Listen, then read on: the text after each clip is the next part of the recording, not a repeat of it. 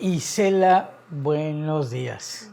Gracias que has venido a visitarnos y a darnos un poco de el testimonio de tu vida, de tu sentir. Muchas gracias. Gracias a ustedes por invitarme, por considerarme. Para mí, la radio significa poder conectar con el mundo.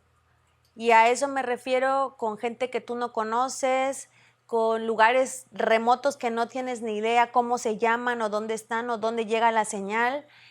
Y también generar una empatía que está en el aire. ¿A qué me refiero? Puedes llegar a sentirte amigo de una persona o las personas sentirte cercana sin habernos visto nunca, ¿no? Entonces, para mí esa es la magia de poder comunicar, de poder transmitir, y en este caso, como yo siempre he visto la radio, porque ahí diferimos muchos, hay compañeros que dicen que la radio es para comunicar, para transmitir la verdad. Para mí la radio es educación, entonces es la posibilidad de cambiar mentes o la posibilidad de transformar el mundo, así es como yo lo veo, ¿no? Yo todavía me acuerdo el tiempo en el que entré a la radio, que fue alrededor del 2010, no, 2000, sí, 2010, 2011 más o menos. Todavía llegaban cartas a la radio, ¿no? Todavía llegaban cartas o la gente iba a la radio. Nosotros estábamos ubicados en ese entonces para la emisora que trabajaba en el centro de Veracruz, y la gente tocaba y dejaba su nombre porque quería ir a decirle algo al locutor, ¿no? Entonces ya tú salías de la cabina y te decían algo, ¿no? Ahora es mucho más sencillo porque cuando empezó todo esto del WhatsApp, de las redes, era más fácil, era como más directo, ¿no? Yo tuve la ventaja de proponer un proyecto en la radio que era salir, porque yo siempre tuve esa idea de que la radio se tenía que renovar, de que ya no podíamos estar encerrados en una cabina si podíamos tener la misma calidad de audio fuera de la cabina. Siempre yo decía, el mundo está afuera, necesitamos acercarnos a la gente donde está en su día a día, al taxista que va manejando, a la gente que está en su negocio, ¿no?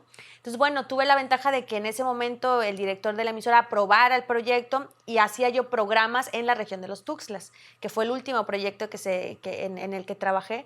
Y entonces sacábamos la radio, ¿no? Como yo sabía de aspectos técnicos también y demás, entonces yo podía sacar la señal, ¿no? Entonces era muy padre que tú llegaras, no sé, a una fondita en Catemaco, recuerdo unos momentos de esos más emblemáticos, y que gente de alguna comunidad hiciera el esfuerzo para ir a verte a Catemaco, ¿no? Y tú dices, wow, ¿no? O sea, era muy impresionante que alguien que tú nunca habías visto, alguien que ni siquiera a lo mejor nunca te había escrito un mensaje, fuera a conocerte, a pesar de que ya nos habían visto en fotos, a pesar de todas estas cosas, ¿no? Y sobre todo llevarte algún presente. Recuerdo algunas veces de esas cosas que me habían llevado, dulces de la región o tamales que la persona había hecho en su casa, ¿no? Y llevar y decir, oiga, a mí me gusta mucho lo que usted dice. Tenía, por ejemplo, una sección que se llamaba la frase del día y reflexionábamos en torno a la vida. Y yo decía, pase más usted más estas frases, mire que a mí me gustan, a mí me motivan, cosas así.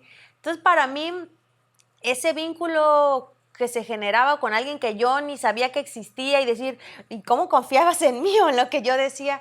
Para mí eso era la magia, ¿no? Y era el feedback bonito que se generaba.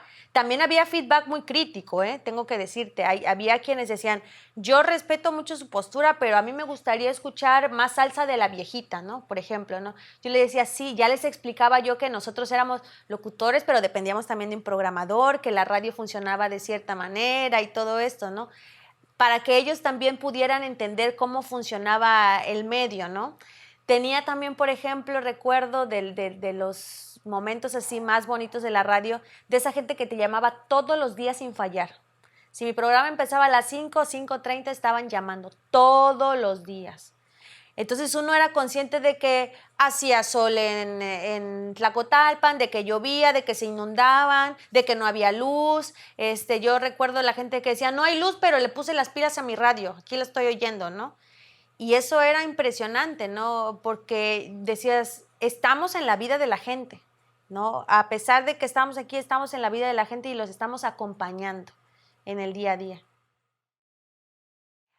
Yo nací en Lerdo de Tejada, pero la mayor parte de mi vida la viví en el municipio de Ángeles de Cavada, que su nombre correcto es Ángel Rosario Cavada, pero mucha gente no sabe que el R significa Rosario, pero es Ángel Rosario Cavada. Fue un defensor de las tierras de Cavada y fundó un movimiento que se llamó Paz y Progreso por la defensoría de las tierras de ese lugar, por eso lleva su nombre el municipio.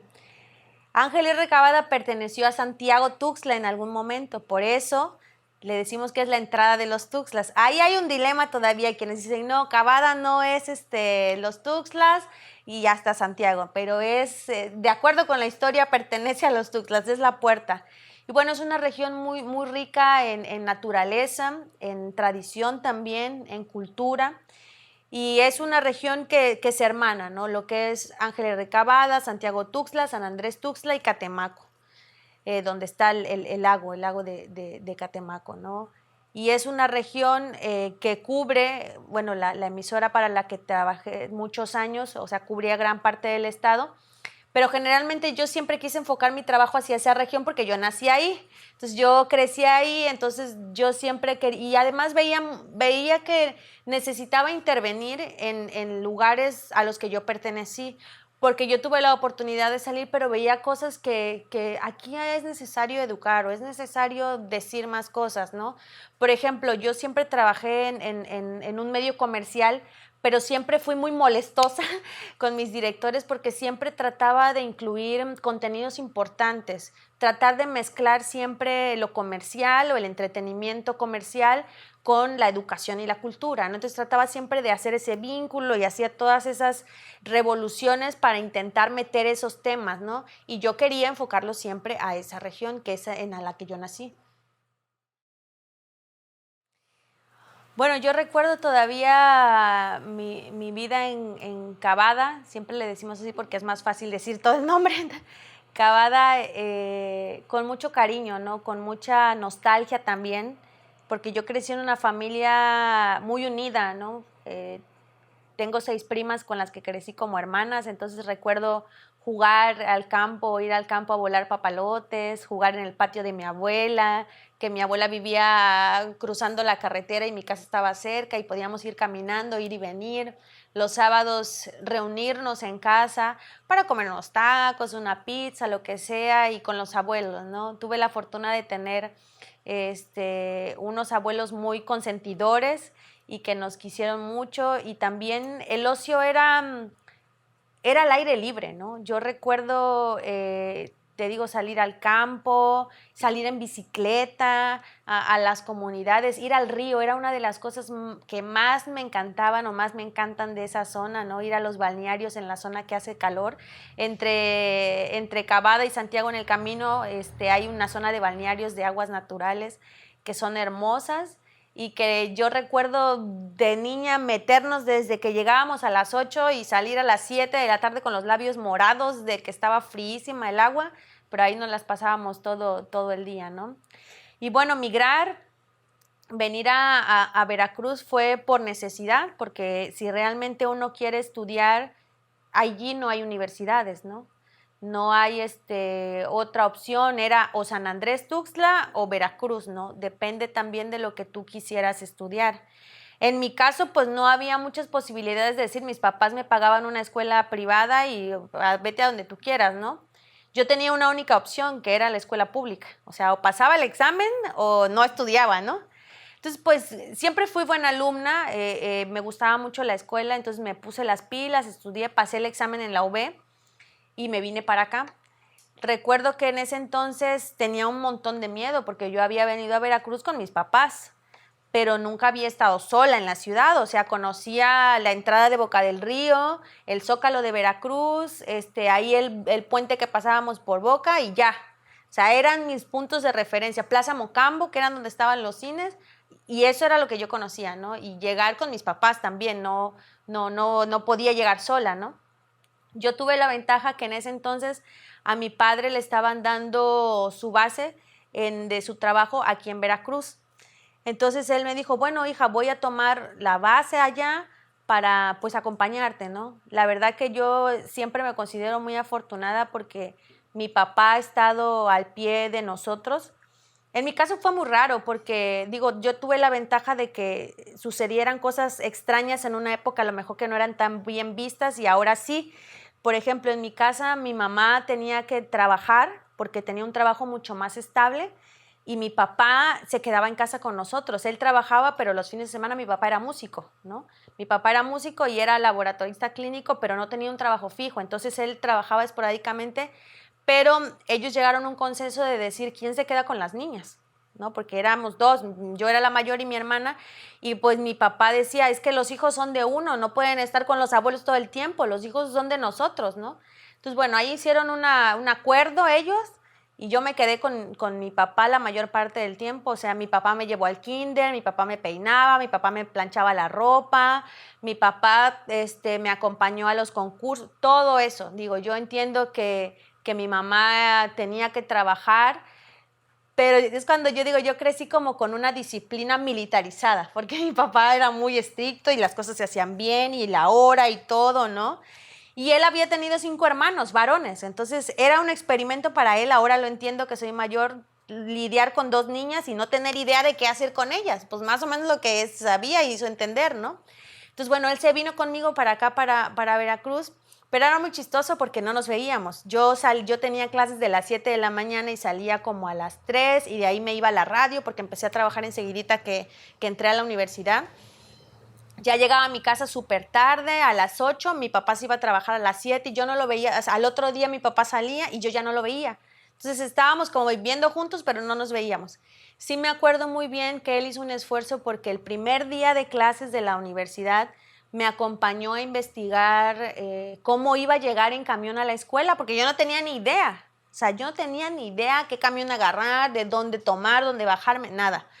Entonces me acuerdo que él me acompañó, tampoco él tenía idea, ahora lo entiendo, ¿no? Entonces hicimos una ruta ahí media rara, porque veníamos de la zona de Tejería, me acuerdo que nos bajamos en Plaza Cristal y de ahí caminamos hasta Juan Pablo II, dar una vuelta así grande para tomar el Miguel Alemán. Me acuerdo que ese mismo día entre los compañeros me dijeron, no, hay una ruta más fácil, tú te bajas ahí antes de Plaza Cristal, ahí mismo tomas el Comercial Mexicali donde te deja el otro y llegas aquí a la UP. Dije, perfecto, entonces ya lo descubrí, pero para mí fue un momento muy emotivo el hecho de que él se tomara el tiempo de acompañarme y de todo eso, ¿no? Fue difícil porque yo decía, yo era una niña de campo y de foránea, ¿no? Había muchas cosas que yo no entendía, era difícil. Mi única ventaja es que era inteligente, ¿no? Siempre destaqué en las calificaciones, me gustaba ser metiche en todo, en todos los concursos que había, en todas las cosas que había, y era preguntona, entonces siempre, esa era como mi ventaja, ¿no?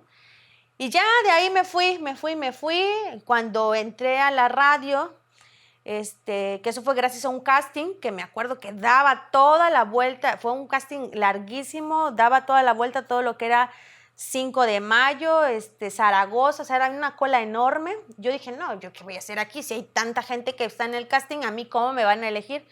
Pues no sé qué pasó, que en ese entonces yo pasé el casting y fue cuando empecé mi relación laboral con la empresa, ¿no? Pero sí fueron muchos cambios. Yo me acuerdo que tenía un montón de miedo cuando, sobre todo salir en la noche, porque ya salía de la universidad como a las 7, las 8 ya era de noche y ya llegaba a mi casa, en lo que me trasladaba en camión como 1 hora más o menos, y ya era tarde, ¿no? O sea, de las cosas que recuerdo era que me daba miedo, ¿no? Caminar en la noche. Pero pues me fui adaptando, siempre he dicho yo, uno va aprendiendo conforme hace, ¿no? Entonces era, ten un poco de paciencia, ve aprendiendo la rutina y sobre todo observar. Yo creo que de ahí viene mi capacidad investigadora, que a mí me gusta mucho observar, o sea, detenerme a mirar qué pasa, cuando pasa, qué hacen, cómo pasa, y de ahí empiezo a generar un plan, ¿no? Entonces eso me dio también una ventaja de la que me fui adaptando poco a poco a la ciudad. Me acuerdo que poco a poco ya me gustaba el mar, ya cada vez menos iba acabada, era más difícil, ¿no? Porque pues tenías libres los fines de semana, pero los fines de semana había que lavar ropa y arreglar todo para el lunes y pues ya era como complicado ir, ¿no? Pero siempre, siempre mantuve esa relación con mi región porque pues pues lo echas de menos, ¿no? Yo me acuerdo mucho de que desde que aprendí a zapatear, porque fue lo primero que aprendí, a mí me gustaba mucho. O sea, a mí me gustaba mucho y era como subir a la tarima y sentirme que era yo misma, ¿no? Y mi mamá me acuerdo que me decía cuando era chiquita, porque íbamos a la Casa de Cultura las 6 primas, todas. De esas 6, yo soy la única que se enganchó y se enamoró de la tradición. Todas saben bailar, todas saben cantar, todo, pero yo soy la única que siempre está ahí aferrada, ¿no? Mi mamá me decía, ¿por qué a ti te gusta tanto eso? ¿Por qué? Bueno, eran pleitos cuando venían la rama de Santiago, todo eso. Yo le decía, claro, era más chica, ¿no? Yo, papá, llévame, yo quiero ir al fandango y todo. Y mi papá me decía, bueno, vamos a ir, pero nos regresamos a las 11. Yo decía, no, papá, a las 11 no, apenas es ahora el fandango. Está bueno. Había condiciones para que yo fuera, ¿no? Pero mi papá siempre me decía, ¿por qué a Isela le gusta tanto esto, no? Y ya un día platicando, mi abuela, la mamá de mi mamá, me decía, me contó que su mamá, o sea, mi bisabuela, que yo ya no la conocí solo por fotos, era fandanguera.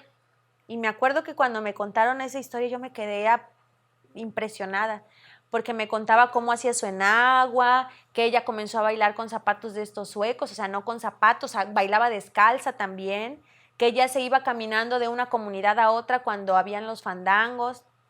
Me platicaron que ella era curandera, o sea, que ella hacía las pócimas para los problemas de la pancita, que los niños se enfermaban del mal de ojo, de todas esas cosas. Y yo decía, o sea, me empezó como a hacer sentido en mi vida, porque yo también me comenzaba a preguntar qué era eso en mí, algo que a mí me gustaba, que tenía mucho significado, que yo no podía dejar y que yo trataba siempre de tener presente. Yo recuerdo haber estado acá en la universidad cuando recién me vine y tener mis discos todavía y escuchar son jarocho, ¿no? O mis socios que fueran esos, ¿no? O buscar aquí dónde había fandangos o dónde había, qué enseñaban o dónde, ¿no? Porque yo necesitaba como esa conexión con la raíz, ¿no? Aprendí a bailar cuando tenía 6 años. Mi mamá me inscribió a la Casa de Cultura que dirigía el maestro, que en paz descanse, don René Beltrán Mendoza. Él nos enseñó a bailar y nos enseñó a la jarana, ¿no? Yo de él aprendí la jarana, ¿no? Y me da mucha nostalgia porque para mí fue una persona que me marcó en la vida, me dejó la herencia de los conocimientos que más han sido fundamentales para mi vida, ¿no? Me acuerdo también haber sufrido mucho su partida, pero recuerdo un momento muy emotivo todavía cuando él estaba vivo y que yo ya conducía el Encuentro Nacional de Jaraneros y Versadores en Tlacotalpan, y que yo, sin saber que él estaba entre el público, yo le agradecí públicamente de que él me había sembrado la semilla del son jarocho, ¿no? No, mi mamá dice que lo escuchó y que él estaba muy emocionado, que no se lo esperaba, ¿no? Y bueno, a raíz de eso, de que aprendí a bailar, íbamos 2 días, creo que era martes y jueves, practicábamos en la pérgola del Parque 18 de Junio, ahí en Cavada. No no teníamos zapatos, ni teníamos tarima, practicábamos con lo que tuviéramos y en el piso firme. Poco a poco, conforme fue avanzando en las clases, compramos nuestros zapatos, se hizo un ballet que se llamaba Insochilincuicat, que en algún momento dirigieron varios profesores de ahí de Cavada, emblemáticos. Nos hicimos varios trajes, me acuerdo, donde las mamás participaron y cada mamá bordó el traje. Tuvimos el traje de jarocho, el traje de huasteco, Jalisco, de todos, ¿no? Bailábamos folclórico. Y íbamos hacia las fiestas patronales de los lugarcitos cercas a presentarnos. Íbamos a Tapalapan, a Santiago, a Catemaco, a Tlacotalpan, ¿no? Con el grupo. Pero a mí siempre me gustó la tradición del fandango. Era como más normal, como más natural, como no tanto de escenario, ¿no? Y siempre lo traté de cultivar en el sentido de acudir a los fandangos, de aprender un poquito más. Ya conforme fue pasando el tiempo me inmiscuí más en cuidar la selección de mi ropa, de mis zapatos. Aprendí a tejer un poco también de mi madre. y hacía yo algunas cosas que eran para mí. Y así se fue quedando y fue siendo parte de mi vida. Luego las oportunidades que tuve para irme a estudiar fuera, yo me llevaba mi jarana. O sea, pues yo decía, es que si ahí no va a haber nada, ¿yo qué voy a hacer? Tengo por lo menos que tener un contacto con eso, ¿no? Y me llevaba mi jarana. Y ya ahí me ponía a tocar un ratito y ya como que eso me conectaba con el lugar de donde era yo. Yo tuve la ventaja que te digo que mi padre fue músico. Él tenía un grupo musical y yo desde niña tuve este acercamiento a los escenarios. Yo me acuerdo de ser muy chiquita y estar en algún baile con mi papá y tener que animar con mi tío, que él era el que animaba el baile, ¿no? Mi papá tocaba y ensayaba en la casa, ¿no? Entonces él sabía yo más o menos de música tropical porque era lo que mi papá tocaba, ¿no? Sin querer ahí estaba, o sea, ahí estaba, ¿no? Conforme fui creciendo, me fui dando cuenta que los títulos, los grupos y eso, yo los oía en mi casa, ahí estaba, ¿no? Cuando yo entro a trabajar a la radio, no entré como locutora, siempre me gusta decirlo porque fue un ir escalando. Entré como técnico. Y me acuerdo perfectamente que el casting que estaba haciendo lo interrumpió el productor y dijo, ya no hables más. Yo dije, ay, no, lo hice mal, algo, no sé, ¿qué pasó, no? Dijo, no, dice, me gusta tu voz, ¿cuántos años tienes? No, pues tantos, pero fue así muy directo, ¿estás en la escuela? Sí, ¿puedes venir en las tardes a no sé qué? Digo, sí, que no sé qué. Y bueno, entré al departamento de producción donde se hacían todas las voces en off del radio, todas las producciones, los cortes de comerciales, todo eso, ¿no? Y ahí obviamente en el departamento junto estaba la programación, que en ese entonces de programador estaba el señor Arturo García, que también conoce un montón de música, y él siempre estaba seleccionando la programación. Escuchábamos de una cabina a otra lo que él ponía, entonces todos los días escuchábamos la música, ¿no? Y él nos decía, este fue de fulano tal año, es no sé qué, que no sé cuándo, que no. Ahora que lo pienso, fue una educación así, ¿no? Alternativa, pero que en algún momento sirvió. Cuando a mí me dan la oportunidad de entrar al micrófono, y que fue para cubrir a una compañera que no podía estar en el programa porque tenía un embarazo de alto riesgo, entonces se quedaron sin locutor y pues ¿quién entra? Pues alguien, ¿no? Y la que estaba ahí, no, pues yo, ¿no? Sale, ¿no? Entré y ya comencé a darme cuenta que yo todo eso lo sabía, ¿no? O sea, conocía grupos tropicales, conocía grupos de salsa. En ese entonces, yo no sé si tú recuerdes, todavía había programas donde los grupos locales iban a la emisora y se tocaban en alguna hora. Ahora es más difícil, ya no pasa eso, ¿no? Pero iban a la emisora, los entrevistábamos o presentaban sus sencillos o todo eso, ¿no? Y pues yo lo sabía, ya lo sabía, ¿no? Para mí era fácil, igual me decían, oye, pero pues siempre estuve mezclada con eso y de alguna u otra forma en mi inconsciente o en algún lado por ahí estaba todo eso, ¿no? Como todo, me acuerdo que cuando tuve mis primeros acercamientos a la nota periodística, al reportaje en la universidad, yo quería hacer eso. Yo quería decir lo que estaba mal y apuntar a quien hacía algo malo. Mis notas eran así, eran tajantes y todo. También en algún momento hice noticiero en la radio y me dedicaba a la nota roja, ¿no? Pero sí fui dándome cuenta que siempre tenía la espinita de que algo estaba mal, de que o no lo hacía bien. Siempre tuve esa sensación de que algo me faltaba, ¿no? Yo decía, ¿qué será, no? ¿Por qué no me siento satisfecha con eso, no? Esa carencia me motivó a buscar una respuesta, a decir, ¿qué es lo que yo quiero hacer con mi trabajo, no? Y siempre yo llegaba a la misma conclusión y que difería con otros periodistas, que yo quería educar, contribuir a la educación. No me interesaba denunciar, quería educar.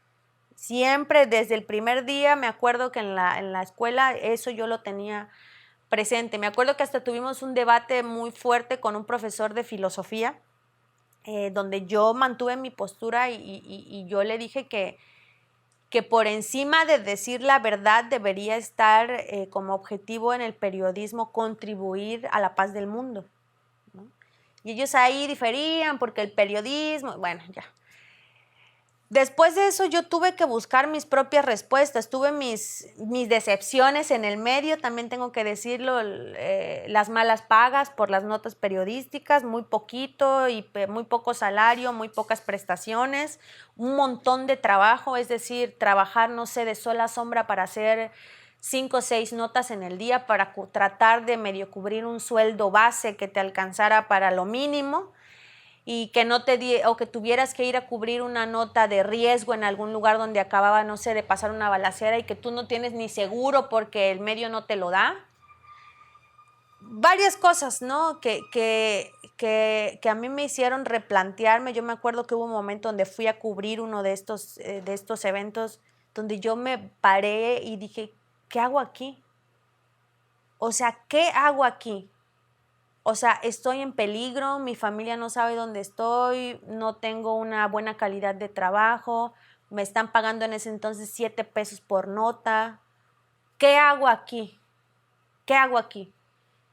Fue cuando yo decidí abandonar completamente ese estilo de periodismo y dedicarme a la educación y a la cultura. Y me fui al entretenimiento, que fue cuando ya fue como mi clímax de la carrera, donde yo tenía muchos programas, tenía un programa el sábado, tenía un programa entre semanas y la emisora estaba conectada con otras 2 emisoras y cubríamos todo el estado, ¿no? Trabajo tenía un montón. Y, y me dedicaba a eso, ¿no? A meter temas culturales y de educación y todos en el programa. Ya lo otro lo dejaba de lado. Después después comencé a entender que a lo mejor no podía vivir de eso de una manera pues bastante razonable, ¿no? Entonces yo decía, tengo que hacer otra cosa, o sea, tengo que hacer otra cosa porque no me alcanza, si yo quiero independizarme, no me alcanza con el sueldo de la radio y no me alcanza, ¿no? Entonces comencé a buscar los otros caminos de la comunicación y entré a trabajar a algunas empresas, ¿no? Entonces era la radio y mi trabajo empresarial, que era hacer comunicación para algunas empresas. Trabajé para uno de los trabajos que más me marcó y que trabajé 3 años para esa empresa fue un centro psicológico y terapéutico, donde yo hacía la comunicación para esa empresa, ¿no? Me encargaba de organizar eventos, planificar, logística, hacer redes sociales, promoción, ventas, otras cosas, ¿no? Y me di cuenta que también me salía, ¿no? Que me gustaba, me salía, ¿no? Así estuve un tiempo, pero te digo, algo me faltaba. Yo decía, algo me falta, no sé, entender mi labor. Bueno, busqué, ya para ese entonces había tenido yo mi primera experiencia en el extranjero, que la hice en la universidad. Hice un semestre de intercambio en la Universidad Nacional de Río Cuarto en Argentina, donde estudié sonido y comunicación organizacional. Ahí me cambió ya ahí fue donde me revolucionó la cabeza cuando estudié sonido. Yo decía, no, es que la radio no nomás va a servir para esto. La radio, tuve mi acercamiento a la radio comunitaria, que yo nunca la había conocido, allá la conocí y entendía la labor que había de las radios comunitarias y todo eso. Entonces yo trataba de mezclar. Después de eso, en mi periodo de trabajo, yo dije, yo quiero seguir estudiando, quiero estudiar una maestría o otra cosa y quiero irme fuera, yo quiero seguir conociendo el mundo porque el mundo es tan pequeño que yo quiero verlo, ¿no? Yo quería entender más cosas. Por 3 años estuve haciendo solicitudes para becas y me dijeron que no. Y yo me enojaba y dice, ¿por qué? Si tengo buen promedio, tengo mis papeles, ¿por qué? No, me rechazaban en todos. Hasta que una cayó y que fue una beca completa por la Asociación Universitaria Iberoamericana de Posgrado. Me dieron una beca completa para irme a estudiar Cultura de Paz, Conflictos, Educación y Derechos Humanos en la Universidad de Córdoba, en España. 2 años. Y ahí fue cuando me cambió toda la vida. Fue un periodo largo, fue un periodo intenso y un periodo de revolución interior donde yo terminé de darme mis propias respuestas y de decir, el trabajo que yo haga quiero que contribuya a transformar el planeta, ¿no? Y entendí ahí también que lo que yo decía, cómo lo decía, cuándo lo decía, era muy importante. Entonces comencé a cuidar mi lenguaje, trabajar en él. Hice todavía radio cuando regresé de España. Y bueno, ahí en esa maestría nació un proyecto que inició como una idea de denuncia, que en ese entonces estaba pasando por todas las muertes y asesinatos de periodistas. Tú recordarás este caso muy famoso de Rubén Espinosa. Eso estaba en auge y había que hacer el trabajo de final de maestría, y yo quise hacer algo como eso, como honrar la memoria de todos aquellos periodistas mexicanos que perdían la vida. Y yo tuve la fortuna de convivir con Rubén y me marcó mucho, ¿no? También tengo otro compañero periodista que está en situación de riesgo y que también me marcó mucho. Entonces eso me motivó a hacer ese trabajo. Con ese trabajo me titulé de la maestría, y cuando terminé, yo dije, no, pues yo me regreso a México, ya busco otro trabajo y sale, ¿no? La universidad me otorga otra beca para continuar estudiando doctorado, pero yo decía, sus 5 años de doctorado, ¿qué voy a hacer? Yo 5 años es mucho tiempo, no, yo... Pero pues en ese entonces yo no tenía novio, no tenía otra cosa que hacer, mi familia me apoyaba, la beca era completa. Tenía que estar de entrada un tiempo ahí físico en España, 1 año, y de ahí lo demás podía hacerlo flexible desde México y solamente regresar anualmente a exámenes o cosas así. Y bueno, no sé qué pasó, que me convencieron los maestros y lo hice, y así nació mi proyecto de tesis doctoral, que se titula México, cultura de paz y periodismo, la urgente necesidad de transformar la cultura de violencia en cultura de paz.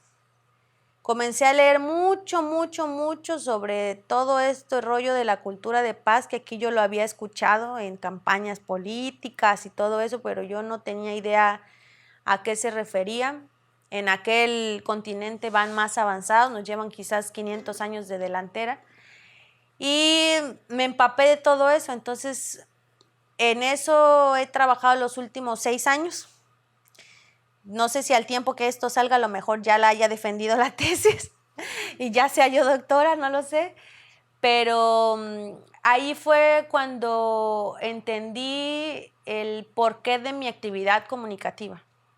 No, es un proyecto que se hizo muy grande, un bebesote, y que espero que de eso puedan salir otros frutos y que puedan colaborar para el periodismo, para nuestros periodistas mismos, y 2, para la comunidad en general, ¿no? El proyecto surgió con la intención de reducir los asesinatos a periodistas desde la educación. Entonces estoy proponiendo un modelo que puede ser implantado desde las universidades, desde formación común, desde el mismo público, para que en un periodo largo, porque esas transformaciones no son muy cortas, podamos comenzar a ver una decadencia en esas cifras que han ido en aumento los últimos años, ¿no? Y que son muy grandes si las comparamos con otras partes del mundo, ¿no? O sea, de verdad, cuando yo me metí a bucear en las cifras, me llevé una gran sorpresa, ¿no? De la situación tan grave en la que nos encontramos, los comunicadores, las personas que trabajamos en medios, y que muchas veces se ignora eso, ¿no? Eso que sucede, y creo que vale la pena contarlo, ¿no? Mi último programa al aire fue en el 2019, así en vivo. Después continué escribiendo para un medio que se llama Corresponsal de Paz. Ya era más difícil para mí estar al aire completamente, porque los estudios de doctorado me absorbieron por entero, ¿no? Y tenía yo que viajar cada año a España, por ejemplo. Ahora tengo que viajar en marzo, ¿no? Entonces tenía yo que viajar y era bastante difícil. Colaboraba con alguna cápsula, con algo grabado, pero realmente en vivo no. Lo único en vivo que hago es mi contribución anual de voluntariado en el encuentro de jardineros en Tlacotalpan, que cada año voy, pero ahorita de momento solo escribiendo. Que ya lo extraño, no te voy a mentir. Sí lo extraño, ¿no? La sensación del micrófono es pues no dijera yo bastante placentera, es de mucha responsabilidad, pero es como un rayo de luz, donde cuando yo tengo el micrófono aquí es decir, tienes la oportunidad de decir algo que puede cambiar a alguien. Llegué a un punto donde quise dejarlo, donde me sentía culpable de decir, desperdicié tantos años en el micrófono, yo debía haber dicho esto, debía haberlo dicho así, debía haber fomentado más conciencia crítica en la gente, debí, ¿no? Llegó un momento donde yo era muy dura conmigo, donde hice un ejercicio de valoración y me sentía culpable y yo me prometí a mí misma de decir, el día, Isela, que tú vuelvas a agarrar un micrófono, tienes que tener conciencia de todo esto que has estudiado y que has escrito y de la responsabilidad que tienes el día de hoy delante de la gente.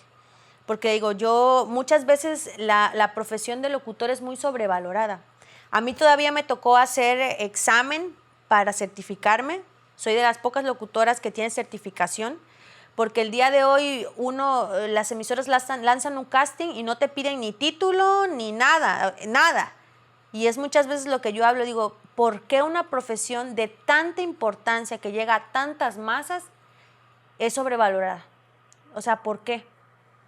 Si al contrario, deberíamos de tener conciencia de la responsabilidad que tenemos delante de nosotros al abrir la boca. Hasta me voy a sonrojar.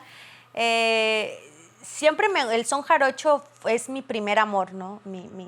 Pero siempre toda la gente que está en el son jarocho, la cultura, siempre creo que en algún punto conocemos de los otros movimientos musicales cercanos, ¿no? A mí me gustaba mucho, por ejemplo, seguir estos movimientos de música afro, ¿no? O todo lo que fuera alternativo, ¿sabes? Siempre el danzón me gustaba también y es una de mis metas que en algún momento sé bailar danzón como básico, pero me gustaría hacerlo bien, ¿no? Y el son montuno estaba ahí, también me gustaba, ¿no? Yo me acuerdo que venía de Cavada con mi papá y con mi mamá a bailar al Portal de Miranda, a bailar, donde el joven que hoy es mi esposo tocaba. Yo me acuerdo que veníamos a bailar, yo bailaba con mi papá, a mí me gustaba mucho esa música también. Mi papá decía, vamos a Veracruz, dice, a ver a ese greñudo que toca el 3. Así decía, ¿no? Y veníamos a bailar, veníamos a bailar. Me acuerdo perfectamente que la primera vez que Luis fue a mi casa ya con otras intenciones, mi papá se quedó así como de, yo lo conozco, ¿no? Como que se me hace conocido, ¿no? Digo, no, pues sí, sí es, papá, ¿no? Sí es, sí. Y él se quedó así como medio impactado. Me acuerdo perfectamente que Luis y yo trabajamos en algún momento sabíamos de la existencia del uno del otro por los movimientos de musicales, en algún momento a lo mejor nos encontramos en algún foro, pero él me invitó a trabajar en una de las escuelas que él daba clase a dar un taller de jarana y de rama. Él estaba montando una estampa de la rama o algo así, y él quería como motivar a los chavos para que vieran que qué bonito se tocaba, que había otros versos y todo eso. Y yo colaboré con él y hicimos un trabajo bonito en esa escuela que él trabajó. Pasaron muchos años. Cada uno siguió con sus vidas, yo me fui, regresé y todo, hasta que pues no sé, las cosas fueron pasando. Yo estaba en un momento, ¿sabes? Porque yo decía, yo nunca me voy a casar, yo no voy a tener pareja, yo siempre voy a ser independiente porque a mí no me gusta que me estén mandando, yo quiero ir a donde yo quiera ir y voy, ¿sabes? ¿No? Esas nociones independientes. Es más, yo no quiero tener hijos porque también eso es un problema y no, yo, bueno, estaba en esa época, ¿no? Y cuando surgió todo esto, de momento ya ambos nos conocíamos, sabíamos de nuestras carreras, pero no nos habíamos acercado de esa manera, ¿no? Yo siempre he dicho que soy una mujer que que evita si yo hubiera, ¿no? Entonces, tomé el riesgo, decidí tomar el riesgo de lanzarme a la aventura. Yo digo, me casé con el son montuno. Desde entonces, yo nunca había entendido el valor de la música hasta que mi esposo está conmigo, ¿no? Porque la música vino con él. Para mí el son jarocho era importante y la música y todo, pero yo no, como que no lograba entender en qué punto conectaba con el alma o lo que significaba para la esencia de la vida misma, hasta que estuve con él, ¿no? Él en algún momento que vamos y tiene una idea musical, dice, espérame, y pone la grabación, ¿no? A grabar y se pone ahí está, sí, no sé, un minutito, dos, lo que él tenga de idea en ese momento, ¿no? O a veces cuando tenemos discusiones, porque también pasa en todas las parejas, ¿no? Yo le digo, inventa un idioma para transmitirme lo que a ti te pasa, porque él es músico, pero no sabe hablar muy bien, ¿no? Entonces él a veces inventa algo con la música, ¿no? Y me lo dice así, ¿no? Entonces son como otros lenguajes, ¿sabes? De que uno va entendiendo qué quiere decir el otro en su propio idioma, ¿no? Y comencé a tener este valor de la música. La música no falta en nuestros días. Yo creo que este hombre es música puramente todo el tiempo. O sea, en todo momento tenemos guitarras con nosotros, estamos rodeados de instrumentos, o sea, hay música en todos lados, el radio hay música, o sea, siempre hay música presente, ¿no? Y eso ha sido como un antídoto para mí, ¿sabes? Para la paz. Tenemos estas polaridades de que yo soy muy activa y voy y vengo y las reglas, los horarios, y él es muy relajado, él fluye, ¿no? Y entonces yo he aprendido a valorar eso en la vida, ¿no? Yo siempre le digo, o sea, me casé con mi paz. O sea, me casé con mi paz porque me lo recuerda siempre en algún momento y trato de estar tranquila. Hoy hemos incorporado trabajos juntos. Somos talleristas juntos, él a veces es director de los talleres y le digo, yo soy la asistente, pero también me he convertido en maestra como él. Me he tenido que acercar a aprender música que no sabía, ahora toco con él en el grupo, entonces hago también percusiones y otras cosas que no sabía que podía hacer, pero que también estaban ahí, porque yo al zapatear ya hacía percusión. Entonces solamente fue cuestión de trasladarlo a las manos, a otros idiomas, y me fui dando cuenta de que estaba ahí, o sea, de que el ritmo estaba ahí, de que la posibilidad de la música estaba ahí y que a lo mejor yo no lo sabía, ¿no? Sabes, durante mucho tiempo estuve enojada conmigo, de no dar a la altura, de no ser eso que yo esperaba ser. Esa sensación de que algo me faltaba. Y hoy, en este momento que grabamos esto, creo que nunca me sentí más yo que en este momento, en el presente. Isela, pues muchas gracias por haber compartido con nosotros. Muchas gracias, Jaime, también a ustedes, a tu familia, a toda la gente que rodea este proyecto. Creo que valdría la pena también seguir trabajando en este tipo de proyectos, porque es la única manera de acercarnos a conocer al otro. Y si lo conocemos y nos acercamos, podríamos entender que las diferencias son más una fortaleza para todos que una limitación, ¿no? Y ahí podríamos comenzar a generar cosas nuevas y más bonitas.